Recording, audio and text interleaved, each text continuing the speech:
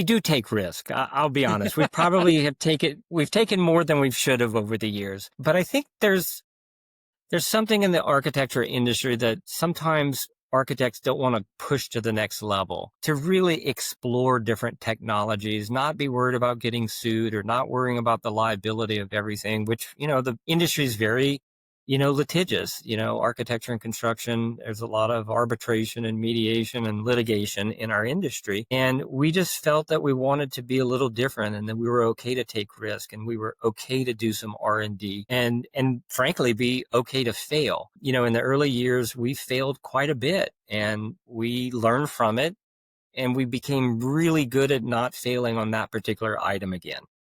And the type of work we do is so unique, such one-offs, that even people in town that we go to, try to get them to do concrete or get them to do different things, they just won't touch it. And so that's really how we said, okay, we'll create a fabrication team and we'll just take it on ourselves. So that's kind of how we've dealt with the risk in the past. And have you ever wondered how successful architecture, engineering, and construction companies scale their business? Or have you ever wanted guidance on how to get more growth, wealth, and freedom from your AEC company? Well, then you're in luck. Hi, I'm Will Forat. And I'm Justin Nagel, and we're your podcast hosts. We interview successful AEC business leaders to learn how they use people, process, and technology to scale their businesses. So sit back and get ready to learn from the industry's best. This is Building Scale. Hey listeners, it's Will here. Our mission is to help the AEC industry protect itself by making technology easy. If you've ever listened to our show, then you know that the 3 pillars of scaling a business are people, process, and technology. So if you suspect technology is your weak link, then book a call with us to see where we can help maximize your company's IT and cybersecurity strategy. Just go to buildingscale.net/help. Today's guest is James Trahan. James is an award-winning architect, builder, and founding principal of 180 Degrees, Inc., a design and build firm based in Phoenix, Arizona. Known for its bold, modern designs and hands-on approach, James blends architecture and construction to create spaces that are functional as they are striking. His firm specializes in custom residential, commercial, and adaptive reuse projects, all executed with a deep commitment to design integrity and craftsmanship. James' work has been featured in numerous national and international publications and has received recognition from the AIA and other top industry organizations. With a passion for detail and a reputation for fearless creativity, James is redefining the relationship between designer, builder, and client. We're excited to hear from James about his design build philosophy, creative process, and what it takes to execute truly visionary work in the built environment. And with all that said, James, welcome to the show. thank you, Justin. Thank you, Will. Appreciate you guys having me on. Yeah, we're excited. This is a long time in the making. We spoke a long time ago, me and you, James, and now we're getting around to this, which is a lot of fun. Yeah, let's talk about design build. Absolutely. It's a passion of ours. Yeah, for sure, which we're going to ask a ton about that. So tell us a little bit about your upbringing, though. What got you into architecture and then design build eventually? Yeah, so grew up in South Louisiana, always had an interest in building, went to college at Louisiana State in Baton Rouge, graduated in architecture, and moved out west soon after graduation. 93, there wasn't a ton of employment opportunities in the South or the Southeast. And so we headed west for an adventure. Our thesis project in college was actually in Chaco Canyon, New Mexico. So we spent several weeks out in the Southwest, kind of fell in love with it and kind of set up roots and been in the Valley since 93. So Wow, that's the origins of me getting out to the desert. That's cool. What about the origins of 180? Yeah, so I was a part owner of an architectural firm that I had started with when I moved here. Was a principal and owner for 14 years. And about 2001, we were fairly frustrated with the type of construction we were getting on our design projects. And we just thought we could do a better job by building it ourselves. So went out and got a contractor's license and kind of jumped into the building aspect of it almost 25 years ago. So that was the result. I'm just frustrated with quality, and we said we can jump into this and if we cared a little more and took time and patience, that we could create something unique in the building environment. So that kind of what started 180. Got it. So did you find that construction was easy peasy and no problems, and you were able to just do things better right off the bat? No, not at all. Not at all, Justin. We realized early on that construction is very difficult to the level that we wanted to build or want to build or do build. And it took a great amount of patience to sort through good subcontractors, vetting tradesmen, craftsmen. It took about 3 years. And I could honestly say that, financially, we did not do very well those first 3 years until we've got our systems in place. Because we were coming from the other side. We were thinking all about architecture and not about efficiency in construction, a lot of means and methods. But those first 3 years were a good learning curve, enough for us to get over that hump as a early design build company and go to the next level. So good bumps along the way. So something that's really interesting about you guys is you're not just your typical design build. You actually have a different arm that I would call manufacturing, but you call it something else. Can you talk to us a little bit about what you created or why you created it as part of this whole design build concept? Yeah, so I think a lot of people in the industry label their firms as design build, but most of those are contractor driven, where they hire outside architects to come in and do design work. We are truly an architect-led design build company. We are made up of architects. We train our architects to go out and build. So we're really kind of unique in the market that we're architects first. We've trained our architects to go out and be project managers, field superintendents, but about 15 years ago, we started fabricating, not true manufacturing, but really doing custom pieces where really unique architectural concrete we would take on ourselves, decorative steels, metal, wood, furniture. And so we kind of brought that part into the firm.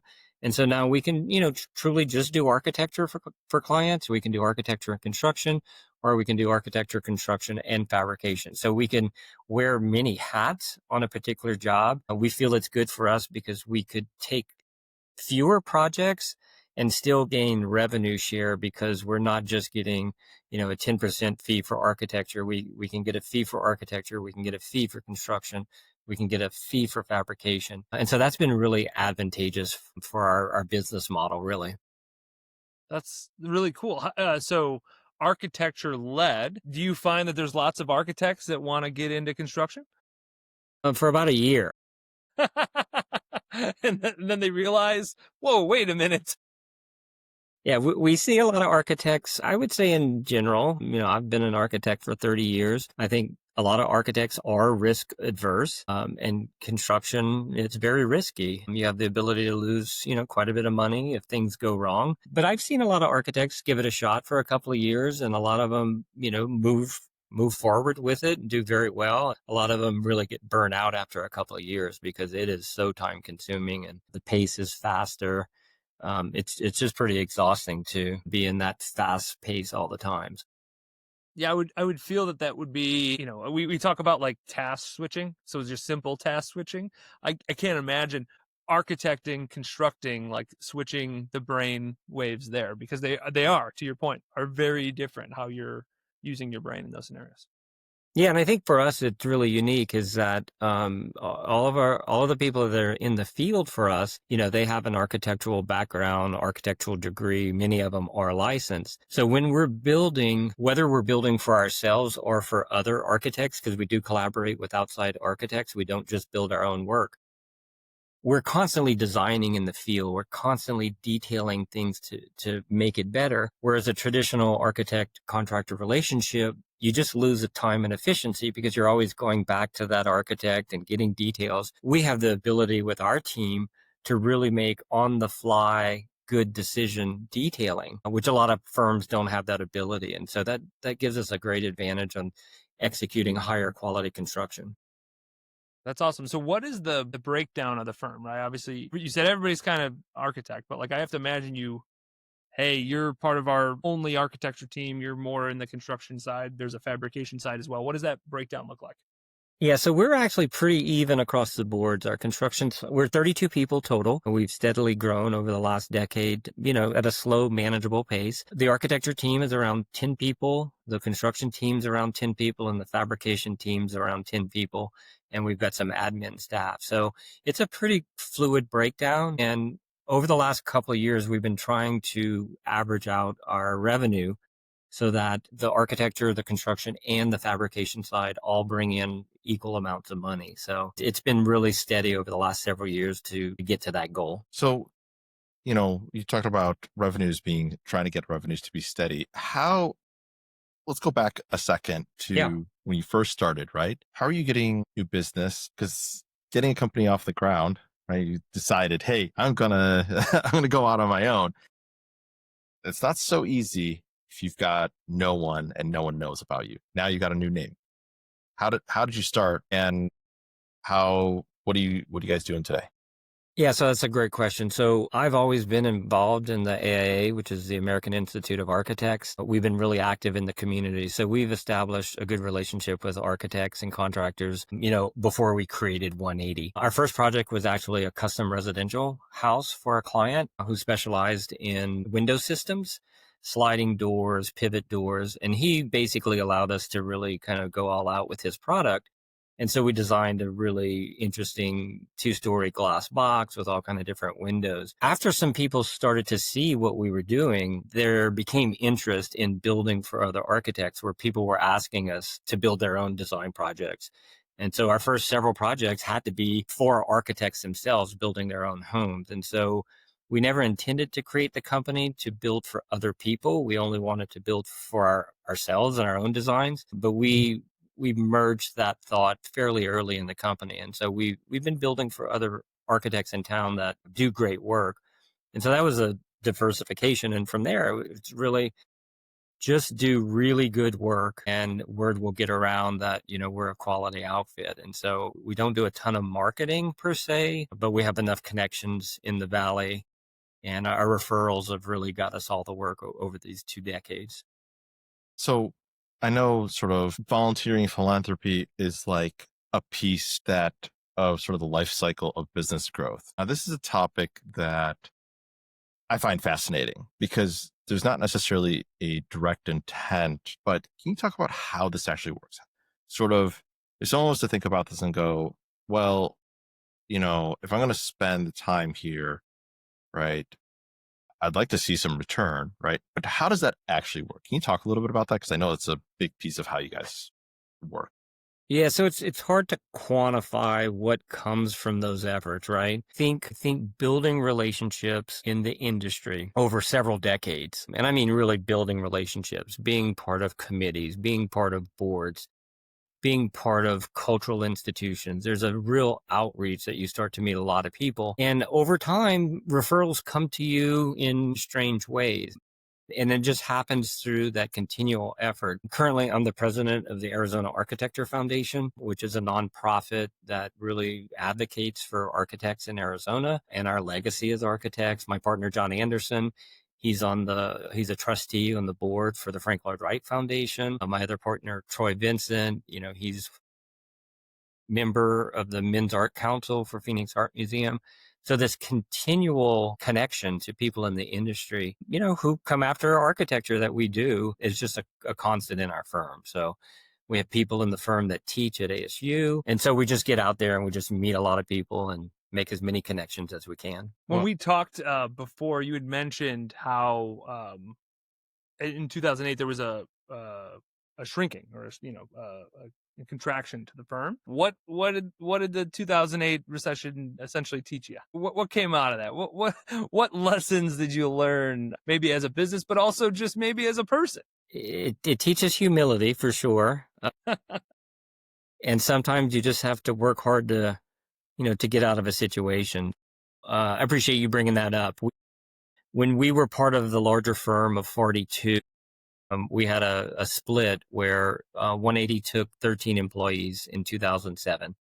And we had plenty of work on the books, probably over $10 million in design and construction. 2008 happens and everything tanks. We lost a good portion of our staff. We went down to 5 people. And basically our diversity in the fact that we could do architecture and construction helped us get through those rough times, because a lot of architects, friends that I had, they were frankly just going out of business because there was no work. But we were able to keep some small projects going and physically do the work ourselves. So we would go build gabion baskets and retaining walls, and we'd sit there and stack rocks and things, anything to make payroll. I think our most interesting thing was that for 2 weeks, we actually cleaned the houses of a model home out in a development that had gone bankrupt. So,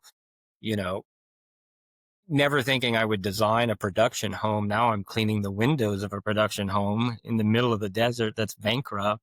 And 5 of us did that for 2 weeks to make payroll, and we called ourselves the Squeegee Ninjas. And those are humiliating times, but the hard work got us through to keep the brand going. Our biggest project came from a house we did in kind of a small villa, really. It was a 23,000 square foot footprint house made of completely stone. And we just said, okay, if we can start that house, we will survive. And the house kept going on and going on without starting. And so it finally did. And it really kind of saved the firm and got us to the next level. So, and that took place from 2011 to 2013. Hold on. I just want to make sure that we got the number right. Did you say 23,000? Yeah, the footprint of the house was about 23,000 square feet. This is a house? Well, more like a villa, as he said. Call it an exclusive resort. Yeah, there you go. There you go.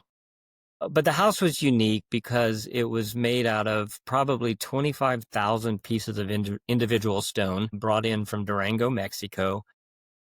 It's the largest, heaviest house we ever built, very modern. The house incorporated a radiant cooling system made up of capillary mats where we ran chilled water in the plaster ceilings to cool the space. So it was a really unique project. To my knowledge, it's only one of 2 with that technology in Arizona. Pretty common in Europe to use this technology. But really interesting to get to that project. It was a 3-year build, and we self-performed, over $1 million just in concrete alone. Once we got through that project, the market started to turn and projects started to come in. So, holy cow. It's funny you mentioned earlier that architects are risk adverse, and the things that you were like, hey, well, we're gonna wash some houses, we're gonna move some stone, we're going to take on this massive project with this radiant cooling in the plaster that isn't done here. That sounds all risky in my eyes. Why are y'all so risky? Like, what made that culture happen? We do take risk. I'll be honest. We probably we've taken more than we should have over the years. But I think there's something in the architecture industry that sometimes architects don't want to push to the next level, to really explore different technologies, not be worried about getting sued or not worrying about the liability of everything, which, the industry is very, litigious, architecture and construction. There's a lot of arbitration and mediation and litigation in our industry. And we just felt that we wanted to be a little different, and that we were okay to take risk, and we were okay to do some R&D and frankly, be okay to fail. In the early years, we failed quite a bit, and we learned from it, and we became really good at not failing on that particular item again.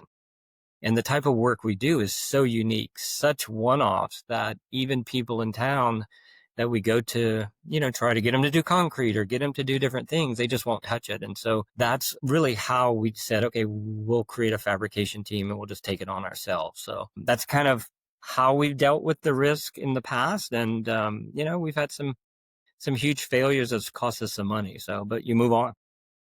So I imagine because you're doing one-offs, it's really hard to create process around things that are one-offs. I mean, I'm not saying your entire firm, but there's a lot of things that your firm has done that is very much one-off. It's the reason why you even have a fabrication shop. So as a client, as an owner, right, of potentially building or wanting to get something built, how do you set expectations with stuff that you've for all intents and purposes, never done before. Yeah, it's very hard. That's what we thought. I think for us, it's process. If we have a challenge in front of us, we're very analytical in how we think. We're very design driven. We're very 3D model driven, shop drawing driven. And so not only the architects in the firm and the contractors and the fabricators, we can all talk and come up with strategies on how to accomplish something. And then we can go back to an owner and say, okay, we do not know what this is going to cost. We think we're going to be in this range. And we'll give them a range with a 10, 15% swag on each end and say, we feel with the work that's needed to accomplish this unique one-off, it's going to be in this range. And if they're on board and we move forward, we track that pretty closely on a monthly basis on where we're at with hours and material costs. And we usually get close on some things, and they just have to trust us that we're going to get to the result that they're after. But it's a leap of faith on some of these components that we do, because you're right, we've not done many of the things that we've done. Yeah, I have to imagine radiant cooling. That you said 2 houses in Arizona, only 2. Yeah, I think one got constructed in Tucson, maybe about 8 years after we finished ours. So at the time, no house in Arizona has this, and you're like, yeah, let's take that on. That's like this will be. Well, one, I assume you thought it'd be fun, but this will be business fun, I guess, is what I'm portraying. Yeah, I think the most interesting aspect of that is that the owner gave us a year and a half of R&D with the system. So the property had a guest house where there was a caretaker living that was ultimately going to get torn down. And so we said, hey, we really need to mock this system up, do it real-time testing. And it did. And it really told us what to do, what to change, how to change the detailing for all of the supply and return, piping, how to put humidity sensors on the pipes that would send a signal back to the AC to shut the cooling off if the moisture content got too high, because the risk was that the ceilings would start to sweat. Not a huge deal in Arizona, except for July and August when we have our monsoons, where normally we run 18 to 20% humidity. In monsoon season, we might jump up to 50 to 65%. And that's where the real challenges happen. So by doing this R&D and recording everything, doing the science, doing a lot of testing, it really informs how we build, to be honest with you. That's super cool. So you actually were able to set some sort of expectation around, we need to spend dollars on R&D to be able to even implement this. Okay. Yeah, and the owner was on board. We presented him with pricing on, getting a system called Becca out of Germany. He was on board with us buying the capillary mats, getting our plaster guy to do a mock-up in the room. We did about 1,000 square feet, so it really was a good testing background for us.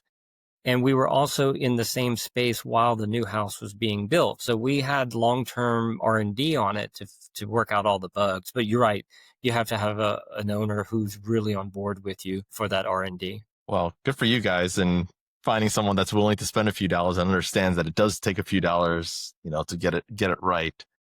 Especially if it's a really one-off. You were first in Arizona to do it. Good for you guys for being able to do that. When it comes to challenges out of scope, or just, is there something that's out of scope? Like, do you consider there's no way that we're going to do this? We haven't turned anything down yet. So okay. I would say no. That says a lot. We haven't turned anything challenging down. I think what we have turned down over the years is mainly a lot of multifamily. We have people that come to us to do multifamily, pretty standard, 4 stories over a podium. And we just can't compete from a pricing standpoint with what they're trying to build it per square foot. And so we really kind of shy away from those projects, because unless they're unique and have a decent budget, we're really not competitive with some of these companies that could go throw these, 4-story apartments up, it seems like 3 months. So when it gets into volume of heavy things like that with kind of low budgets, it's not our strong suit. Do you find... I was going to say, when it comes to cheap, fast, and quality, I think we know which two sides you are. Because quality and fast ain't cheap. So I see where you're coming from on that. Yeah, and I think for us is, we don't do a lot of bidding against other GCs in town. Most of our work is by invitations, selected for the project. We don't do competitive bidding, maybe one or two a year, but not often. And so most of our stuff is all negotiated with our clients. We usually run open book, cost plus. So we're fully transparent with our dollars. They see everything. They see our bids. And so we establish a good amount of trust up front with the numbers. When you're playing fixed fee or GMP, I know a lot of GCs will bury some costs here and there to make it work. And that's not our approach. And it's worked well for, a couple of decades. So. Yeah, that was a question I had about, because you're both the design and the build, like, you have an advantage in that seat to, be proactive to see, like, we're doing all this work. We're going to have a good idea of like what can be built and not built and like what that's going to actually take to do that, especially over 25 years. Now you have the experience to say, oh yeah, this type of design is going to take a little bit longer or a little less, depending on what it is. So that makes sense. Do you find that when you go from residential to commercial to adaptive reuse that there's different challenges that come with each of those? Yeah, I think, the residential side is it's emotional. A lot of people are spending a lot of hard-earned dollars that they've made in their lives to do a custom, residence. And so there's a lot of emotion in the residential side. But the commercial side, not as much. It's more business related. It's more schedule driven. It's maybe a little more economical from a budget standpoint, but we try to take the same approach to our commercial work as we do our residential work. So, but there's just different levels of stress that come with each project type. And I would say right now we're fairly balanced. About 50% of our work is still, custom residential work, and the rest is commercial. And we like the balance of both of those types of projects. Got it. How does sustainability come into play? I know that's a big pusher for you personally, but then also the firm. Yeah, so I've been labeled a hoarder over the years. I have a hard time throwing away materials, and so we've been salvaging materials for a year. We upcycle it to different projects. We're constantly taking stuff from one job to build it or repurpose it on another. I've gotten better at purging some of that. So our warehouse and our storage yard doesn't look like Sanford and Son, but it's just a love of ours to try to be creative with products that would otherwise end up in a landfill. And so for the last 20 years, we've been, maybe more than anyone in town, really recycling materials to use on other projects. And since we're the designers, we know what we have in our yard and our fabrication studio. And so we can design components into other projects. And we've done that quite a bit. From a sustainability standpoint, I think this house, the large house we built with the radiant cooling, I wouldn't necessarily classify it as a fully sustainable home because it uses a lot of energy. It's a big house. And even though water's super efficient for cooling costs, it's just a lot of house. We built a couple of prototypes with a collab studio, Matt Salinger, and a small developer named Austin Troutman of Valley Homes. And we were really trying to build case study homes in the desert, 1,500 to 1,800 square feet, that would only use a ton and a half of cooling, which is unheard of here in the Valley. Usually you're looking at 4 to 5 tons. And so we started focusing really on thermal envelopes. We did a lot of energy modeling. We did a lot of breathable membranes research. And we created these 2 houses about 10 years ago that were really, really sustainable on the level of a passive house that you would find in Europe. Okay.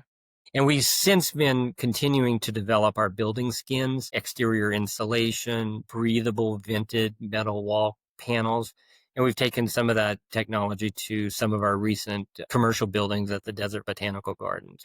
We just, year by year, we learn new technologies and start implementing them into our projects. And I think as we continue to do that, the buildings just perform much better than what else is being built at least in the Valley here in Phoenix. Where did that come from? Where did the sustainability push come from?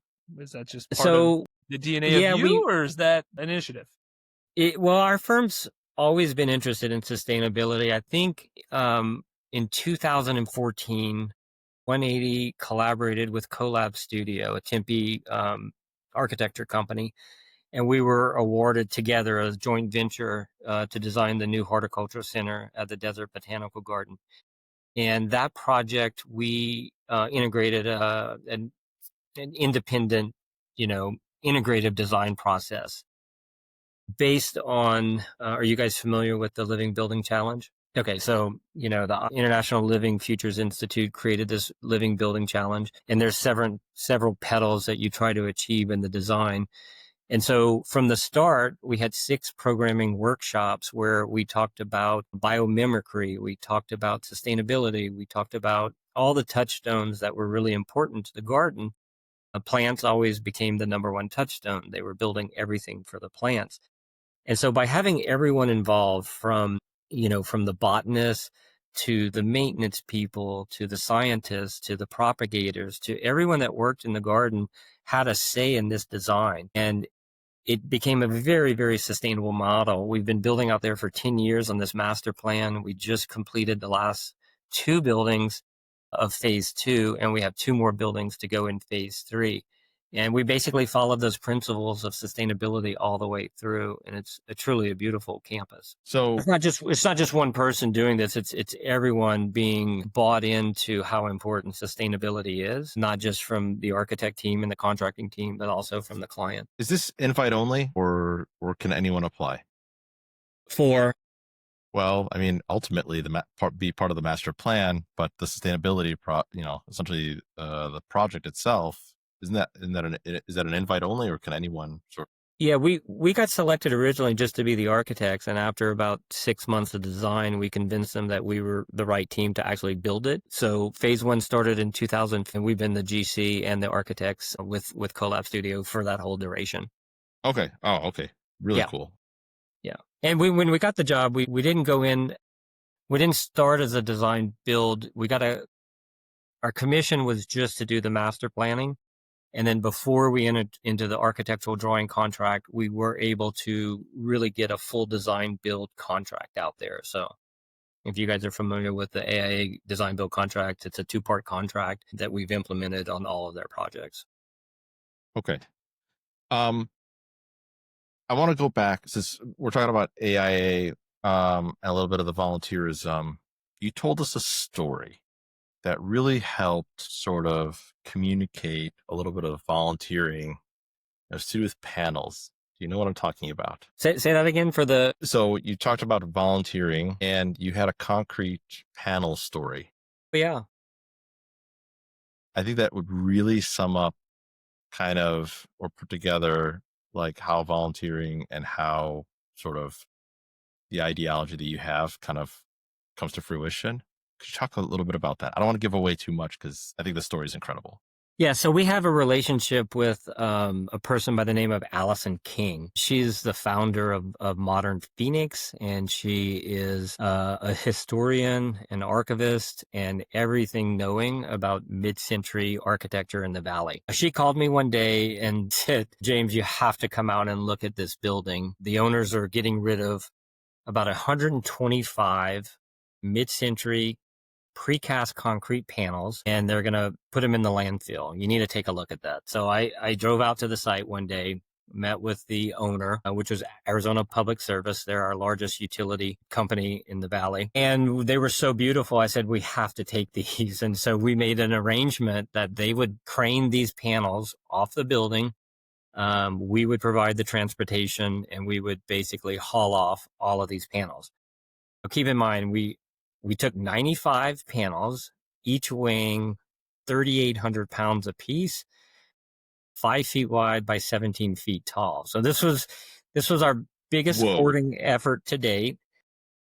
People thought I was crazy to move forward with this, but I got buy-in from my partners, and we took all of these panels to a project we were working on.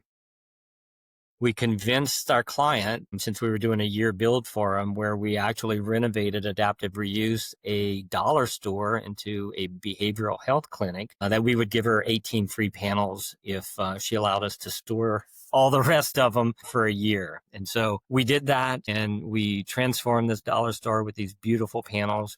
And we've since designed 4 or 5 projects with these panels, some coming soon. So it's our biggest snatch and grab to date. Yeah, that's a 361,000 pound hoard. So you're aware. I don't know if you've done the math on that. Yeah, it's our That's a biggest. lot of concrete. It's our biggest to date. I like that you say to date, because that implies that there will be bigger ones in the future. Well, there was a recent one. Paradise Valley is a kind of a suburb just between Phoenix and Scottsdale, and they had a Lutheran, Ascension Lutheran maybe church, and they had a 150-foot spire, beautiful mid-century spire, and the church got bought by a developer, and they were going to tear the church down and build maybe 8 custom homes.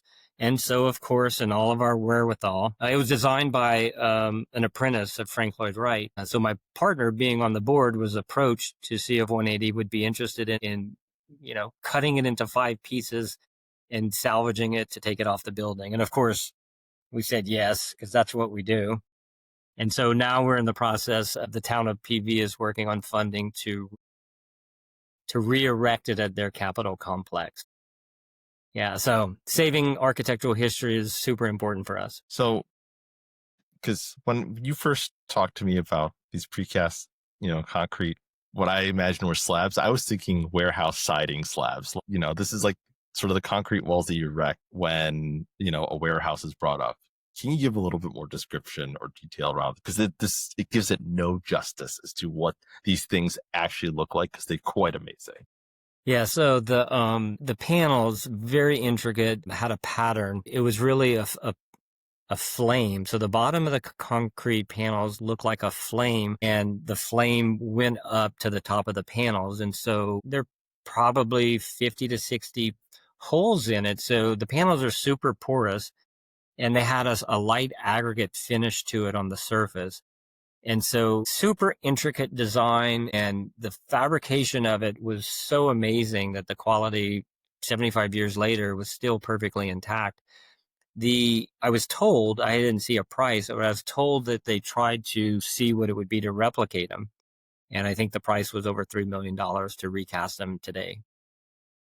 So, whoa, that kind of tells you just how intricate these are. And concrete's cheap for all intents and purposes. yeah, these are really things of beauty, and we just don't see that level of precast concrete anymore. I think, the 50s, 60s, and even 70s just were beautiful, handcrafted, panels, and today you just see the tilt up, and it's, they might put a reveal or a pattern in it, but not very much. This Will reminds me of Heather Lennon, right? Because she does a lot of adaptive reuse. I guess the question is why is saving the history so important to you in the firm? Yeah, so I've always loved historic architecture. Moving out to Phoenix is a very young place.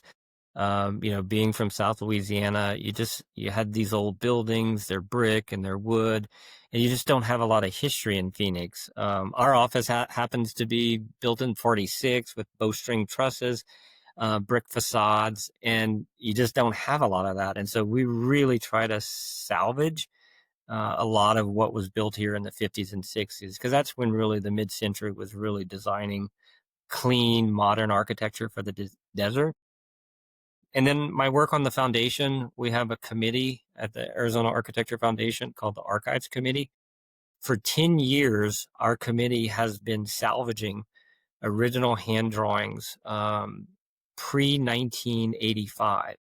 And to date, we've salvaged 20 collections maybe, and we have over 40,000 original drawings from architects dating all the way back to 1900. So our committee is vibrant. They're getting a collection or two every year from architects, and we're really preserving that Arizona legacy, which is important. So yeah, no, I completely agree. Originally from Chicago, and Will lives in Chicago area right now. There is a massive difference in regards to Phoenix compared to an older city where it's just the architecture. Even as someone who is not an architect, it's just very awing at times to just look around and see the things that were built and created, designed and then built and created.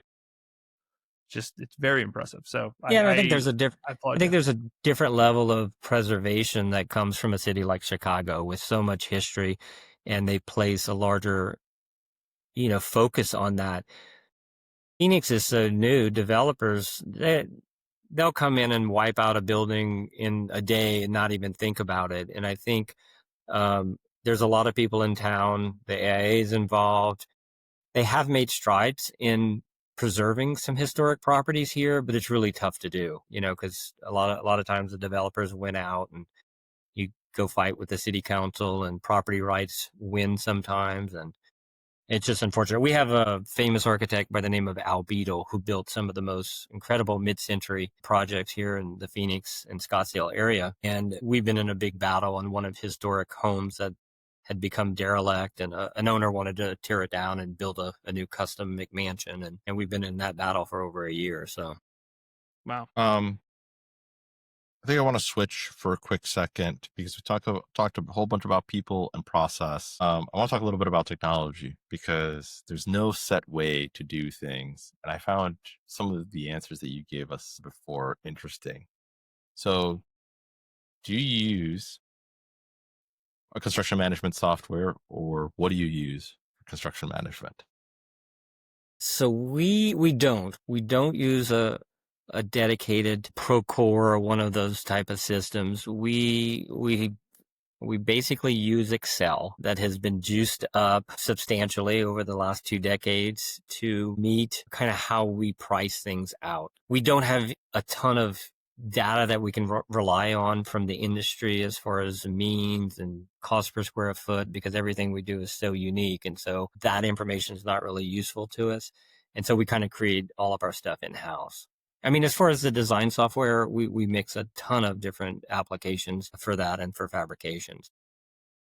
Super interesting. And just for like the other technologies that you use, what do you guys use? Because you have a combination of, right, your design, build, and fabrication. So you kind of have to intermix between all those. Can you talk a little bit about what you use there and why? Yeah, so we'll start a project let's say if it's a renovation or adaptive reuse, we'll do a Matterport scan. And from that scan, which is incredible technology that we've been implementing for the last year and a half, we'll take that into a 3D model to start the design work. Usually we do that in Rhino as the software of choice till we get to schematic design. Once we get kind of buy-in off a schematic, then we'll transfer it into Revit, where we're doing all of our construction documents in Revit. We go to construction. We still have the Rhino model. We have the Revit model in the field. The guys have access to the computer model. And then if we're doing fabrication on components, we'll actually take it back into Rhino. And the guys in our shop developed a special software that basically allows our Rhino model to create a parts list. And so we're doing fabrication, from that model directly. So sometimes we don't even print drawings when we fabricate. We're going straight from the Rhino model.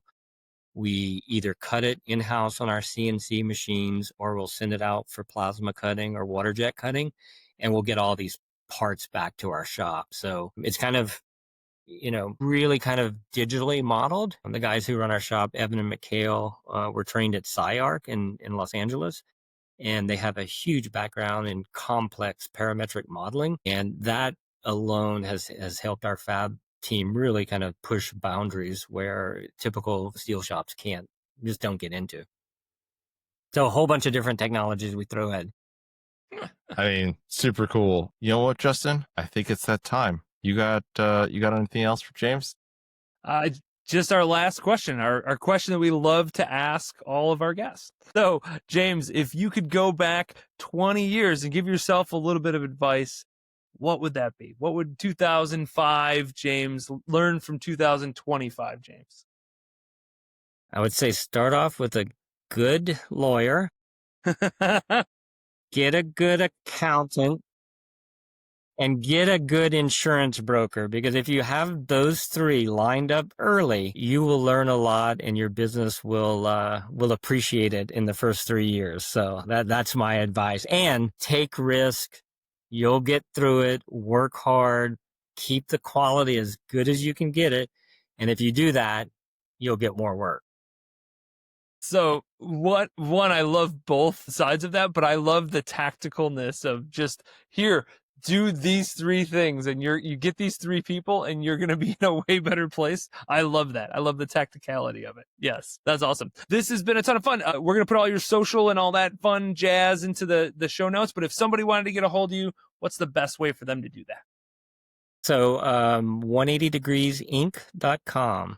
That's www.180degreesinc.com. That's our website, and you can reach us all from there. Awesome.